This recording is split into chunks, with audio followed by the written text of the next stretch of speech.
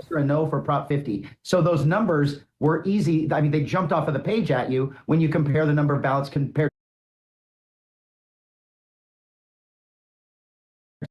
for Monday at 8:30 in the morning here in Riverside to determine what is next. Now, here's a little bit more from Chad Bianco. He was on with Real America's Voice, and here's what he had to say. This was posted today from Real America's Voice. Here's what Chad said. We're looking at here in terms of irregularities that led you to seize these ballots. What are you hoping to prove through the investigation? Good morning to you. Good morning. Appreciate being here. It's very, very, very easy. And unfortunately, these politicians are lying to everyone and making it very, very difficult. This is the evidence that we have is evidence that was seized from the registrar of voters itself. It's just their daily records. And when you add up the daily records of the ballots that they took in throughout the election process, the mail-in ballot process, and you add up those totals, you come up with 611,000. When you add up the yes and the no votes, there's 658,000. So the discrepancy is around 45,000 votes counted that there's no record of us having ballots. So this is very simple. We intend to count the ballots to see how many ballots we actually have. Was it a massive, massive human error that missed 45,000 ballots? Or did something else happen? We will never, ever know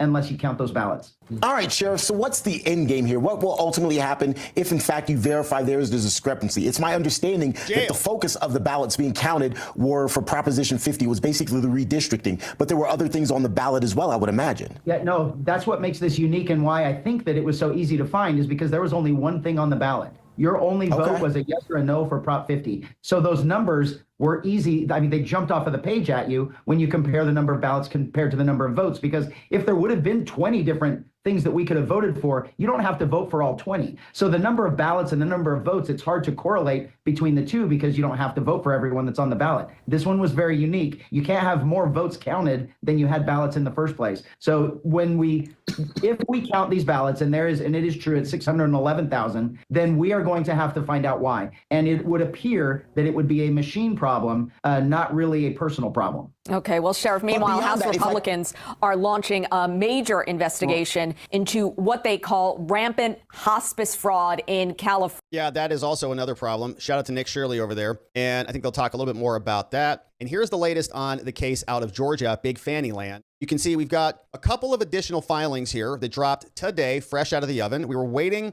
for an actual ruling on this. We know that we had a very extensive evidentiary hearing last week on Friday. We got the minute entry for that has now been published. Here's what the judge wrote. Proceedings in front of the judge, J.P. Boulay, a Trump appointee. We had a motion hearing that was held, and everyone was there. Rob Pitts, Fulton County, Justin Glaw, a journalist, and the court heard argument on the return of the ballots. The pallets full of ballots. Rob Pitts and the Fulton County Board said, give us our murder weapon back.